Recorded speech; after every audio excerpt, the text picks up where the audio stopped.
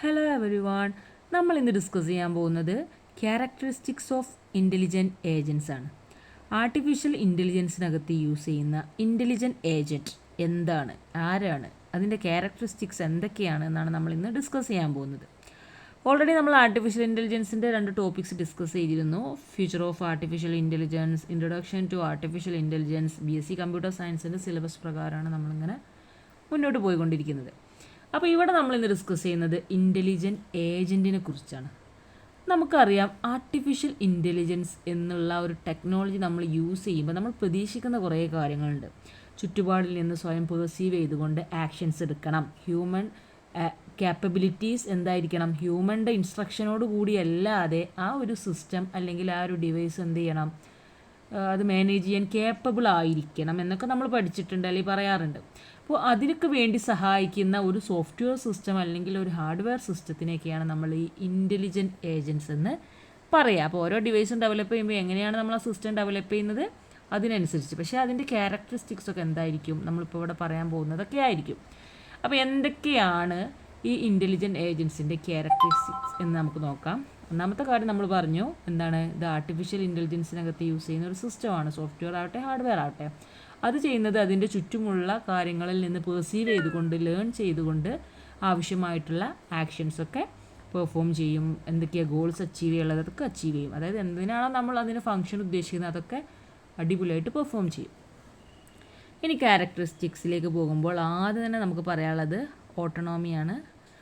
ഇതിൻ്റെ പ്രത്യേകത എന്താണെന്ന് വെച്ചാൽ, പ്രത്യേകിച്ച് അതായത് ഇപ്പോൾ ഓട്ടോണോമസ് എന്നൊക്കെ നമ്മൾ ഒരുപാട് കേട്ടിട്ടുണ്ട്. അതായത് സ്വയം പര്യാപ്തരായിരിക്കും ഈ ഒരു സിസ്റ്റം എന്ന് പറയുന്നത്. ഇപ്പോൾ ഹ്യൂമൻ ഇടപെടലുകളില്ലാതെ തന്നെ അതിനെ ഓപ്പറേറ്റ് ചെയ്യാൻ എബിലിറ്റി ഉണ്ടായിരിക്കും എന്നുള്ളതാണ് ഇൻ്റലിജൻറ്റ് ഏജൻറ്റിൻ്റെ ഫസ്റ്റ് പോയിന്റ് നമുക്ക് പറയാനുള്ളത്. മാത്രമല്ല, ഇൻ്റലിജൻറ്റ് ഏജൻറ്റിന് എന്ത് ചെയ്യാൻ കഴിയും, അതിൻ്റെ അതിൻ്റെ അകത്ത് ഇൻറ്റേർണലായിട്ടുള്ള മെക്കാനിസംസ്, റൂൾസ്, അത് ഓൾറെഡി ലേൺ ചെയ്തിട്ടുള്ള മോഡൽസ്, തിയറംസ് ഒക്കെ യൂസ് ചെയ്തുകൊണ്ട് അതിന് സ്വയം ഡിസിഷൻസ് എടുക്കാൻ കഴിയും. അതാണ് ഈ ഓട്ടോണോമി കൊണ്ട് മീൻ ചെയ്യുന്നത്. പിന്നെ വരുന്നത് പേഴ്സെപ്ഷനാണ്. പേഴ്സെപ്ഷൻ എന്ന് പറയുമ്പോൾ അതിൻ്റെ ചുറ്റുപാടുകളിൽ നിന്ന് അതിന് സ്വയം സെൻസ് ചെയ്യാനുള്ളൊരു എബിലിറ്റി ഉണ്ടാവും. അപ്പോൾ എന്താ പറയുക, അത് നമ്മളിപ്പോൾ ഒരു വേർഡ് മലയാളത്തിൽ യൂസ് ചെയ്യുമല്ലോ, അത് ഗ്രഹിക്കാനുള്ളൊരു കഴിവ് അതിനുണ്ട്. ഓക്കെ, അതെങ്ങനെയാണെന്ന് വെച്ച് കഴിഞ്ഞാൽ, ഏജൻസിനകത്ത് ഇപ്പോൾ നമ്മൾ പറഞ്ഞതൊരു സിസ്റ്റമാണ്, അതിനകത്ത് ചില സെൻസേഴ്സ് ഉണ്ടായിരിക്കും. അത് സോഫ്റ്റ്വെയർ ആണെങ്കിൽ വിർച്വൽ ആയിട്ടുള്ള സെൻസേഴ്സ് ആയിരിക്കും, അല്ലെങ്കിൽ റിയൽ സെൻസേഴ്സ് തന്നെ ഉണ്ടായിരിക്കും. അതെന്ത് ചെയ്യും, അതിന് ചുറ്റുമുള്ള സറൗണ്ടിങ്സിലുള്ള ഇൻഫർമേഷൻസ് ഗ്യാദർ ചെയ്തിട്ട് അതിൽ നിന്ന് ലേൺ ചെയ്തിട്ട് എന്ത് ചെയ്യും, അവർ വേണ്ട റെസ്പോൺസും കാര്യങ്ങളൊക്കെ എടുക്കും. ഇപ്പോൾ എക്സാമ്പിളായിട്ട് പറയുകയാണെങ്കിൽ ഒരു റോബോട്ട് ഉണ്ട്, അതിനകത്ത് ക്യാമറ യൂസ് ചെയ്യാറുണ്ട്, പിന്നെ ഡാറ്റ അനലൈസ് ചെയ്യാൻ വേണ്ടി സോഫ്റ്റ്വെയർസൊക്കെ യൂസ് ചെയ്യാറുണ്ട്. അതൊക്കെ പെർസെപ്ഷൻ്റെ എക്സാമ്പിൾസാണ്. പിന്നെ വരുന്നത് റാഷണാലിറ്റിയാണ്. റാഷണാലിറ്റി എന്ന് പറഞ്ഞു കഴിഞ്ഞാൽ അതിന് കിട്ടുന്ന അതിൻ്റെ ഒരു ഇൻഫോർമേഷൻ, അതിന് ഓൾറെഡി കറൻ്റ്ലി അതിൻ്റെ കയ്യിലുള്ള നോളജ് യൂസ് ചെയ്തുകൊണ്ട് ഏറ്റവും ബെസ്റ്റായിട്ടുള്ള ഔട്ട്കം അല്ലെങ്കിൽ ഒരു ഔട്ട്പുട്ട് അച്ചീവ് ചെയ്യാൻ ഈ ഇൻ്റലിജൻറ്റ് ഏജൻറ്റിലൂടെ കഴിയും. ഇപ്പോൾ ഇൻ്റലിജൻറ്റ് ഏജൻറ്റ് എയിം ചെയ്യാണ് മാക്സിമം പെർഫോമൻസ്, അതുപോലെ തന്നെ മാക്സിമം യൂട്ടിലൈസ് ചെയ്തുകൊണ്ട് കാര്യങ്ങൾ പെർഫോം ചെയ്യണം എന്നുള്ളതൊക്കെ ആ ഇൻ്റലിജൻറ്റ് ഏജൻറ്റ് ചെയ്യുന്ന കാര്യങ്ങളാണ്. അതെങ്ങനെയാണ് ചെയ്യുക, കുറച്ച് ലോജിക്കൽ റീസണിങ്സ് ഉണ്ടായിരിക്കും. ഇപ്പോൾ ലേൺഡ് ആയിട്ടുള്ള കുറേ റീസണിങ്സ് ഉണ്ടായിരിക്കും. അതിനകത്തൊക്കെ അൽഗോരിതംസിൻ്റെ ഒരു കളിയാണ് കേട്ടോ. അതിലൂടെയൊക്കെയാണ് അവരിതൊക്കെ അച്ചീവ് ചെയ്യുന്നത്. പിന്നെ റിയാക്ടിവിറ്റിയാണ്. അതായത് എൻവിറോൺമെൻറ്റിൽ വരുന്ന ചേഞ്ചിനനുസരിച്ച് എന്ത് ചെയ്യും, ആ ടൈമിൽ തന്നെ റെസ്പോണ്ട് ചെയ്യാൻ ഈ സിസ്റ്റത്തിന് കഴിയും. ഇപ്പോൾ ഏജൻറ്റിന് എന്ത് ചെയ്യാൻ കഴിയും, ഇപ്പോൾ ഡൈനാമിക്കായിട്ട് എന്തെങ്കിലും ഒരു ഇവൻറ്റ് വരികയാണ്, അല്ലെങ്കിൽ എന്തെങ്കിലും റിയൽ ടൈം ഇവൻറ്റ് വരികയാണ്, അപ്പോൾ ഒബ്സ്റ്റക്കിൾസ് എന്തെങ്കിലും വരികയാണെങ്കിലൊക്കെ ഓൺ ദ ടൈമിൽ തന്നെ റെസ്പോണ്ട് ചെയ്തിട്ട് ഒബ്സ്റ്റക്കിൾസിനൊക്കെ അവോയ്ഡ് ചെയ്യാൻ ഈ ഇൻ്റലിജൻറ്റ് ഏജൻറ്റിലൂടെ കഴിയും. പിന്നെ വരുന്നത് പ്രൊആക്റ്റീവ്നെസ് ആണ്. അതായത് ഗോൾ ഓറിയൻറ്റഡ് ആയിട്ടുള്ള ബിഹേവിയർ ആയിരിക്കും നമ്മൾ ഈ പറയപ്പെടുന്ന ഇൻ്റലിജൻറ്റ് ഏജൻറ്റിന്. അങ്ങനെയാകുമ്പോഴല്ലേ നമുക്ക് ഏറ്റവും സക്സസ്ഫുൾ ആയിട്ട് ആർട്ടിഫിഷ്യൽ ഇൻ്റലിജൻസിൻ്റെ ടെക്നോളജി കൊണ്ടുവരാൻ കഴിയുള്ളൂ. മനുഷ്യനെ പോലെ മടിച്ചിരിക്കുന്നില്ലല്ലോ, ഇതൊരു മെഷീനല്ലേ. നമ്മൾ മനുഷ്യനെ പോലെ എല്ലാം ചെയ്യിക്കുമെങ്കിലും മനുഷ്യനുള്ള മടി എന്തായാലും അതുണ്ടാവില്ലല്ലോ. അതുകൊണ്ട് തന്നെ ഗോൾ ഓറിയൻറ്റഡ് ബിഹേവിയർ തന്നെ ആയിരിക്കും. അപ്പോൾ എന്ത് ഗോൾ കൊടുത്തു കഴിഞ്ഞാലും അത് അച്ചീവ് ചെയ്യാൻ അത് ഇനീഷ്യേറ്റീവ് എടുക്കും, അതിങ്ങനെ ട്രൈ ചെയ്തുകൊണ്ടിരിക്കും. ഏതുവരെ, അത് സ്വയം ഏതായാലും അത് നിർത്താൻ പോകണില്ല. ഒന്നുകിൽ നമ്മൾ നിർത്തിക്കണം, അല്ലെങ്കിൽ അത് ഫെയിലാവുന്ന കേസുകളൊക്കെ വരുന്നവരെ. ഇൻ്റലിജൻറ്റ് ഏജൻറ്റ് ഒരു ലോങ് ടേം ഒബ്ജക്റ്റീവ് കിട്ടിക്കഴിഞ്ഞാൽ അത് പ്ലാൻ ചെയ്ത് ആക്ട് ചെയ്ത് അത് ഫുൾഫില്ല് ചെയ്യും. ഓക്കെ, അതാണ് പ്രൊആക്റ്റീവ്നെസ് എന്നുള്ളതുകൊണ്ട് മീൻ ചെയ്യുന്നത്.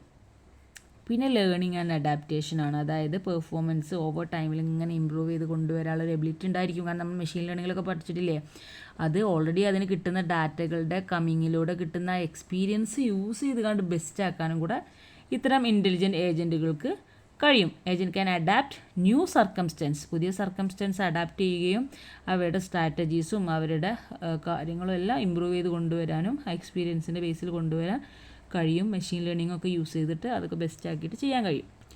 പിന്നെ വരുന്നത് കമ്മ്യൂണിക്കേഷനാണ്.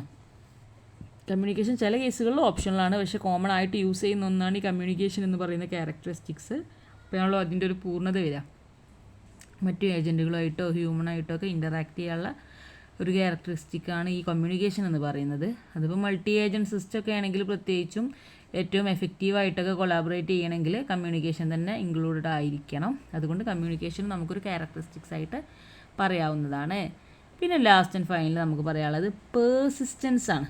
അതായത് ഇപ്പോൾ ഒരു ഗോൾ അച്ചീവ് ചെയ്യണമെങ്കിൽ അതിങ്ങനെ ഓവർ ടൈം ഇങ്ങനെ ആക്റ്റീവായി അതിങ്ങനെ മെയിൻറ്റെയിൻ ചെയ്ത് ഇങ്ങനെ കൊണ്ടുപോകാൻ ഈ ഇൻ്റലിജൻറ്റ് ഏജൻറ്റിന് കഴിയും. അതായത് നമ്മൾ ആ ടാസ്ക് മതി എന്ന് ഇൻസ്ട്രക്റ്റ് ചെയ്യാതിരിക്കുകയും അതേപോലെ തന്നെ ആ ഗോൾ ഒരിക്കലും ഇമ്പോസിബിൾ ആണ് എന്നുള്ളൊരവസ്ഥ വരികയും ചെയ്യുന്നത് വരെ എന്ത് ചെയ്യും, അതിങ്ങനെ ആക്റ്റീവായിട്ട് ട്രൈ ചെയ്തുകൊണ്ടിരിക്കും. ഒന്നെങ്കിൽ എന്ത് ചെയ്യണം, നമ്മൾ ഇൻസ്ട്രക്ഷൻ കൊടുക്കണം സ്റ്റോപ്പ് ചെയ്യുന്നുള്ളത്, അല്ലെങ്കിൽ ആ ഗോൾ ഒരിക്കലും നടക്കില്ല എന്നുള്ളൊരവസ്ഥ വരണം. അങ്ങനെയാണെങ്കിലും അത് സ്റ്റോപ്പ് ചെയ്യും, അല്ലെങ്കിൽ അത് പെർസിസ്റ്റൻ്റായിട്ട് ഇങ്ങനെ എക്സിക്യൂഷൻ ചെയ്തുകൊണ്ടിരിക്കും.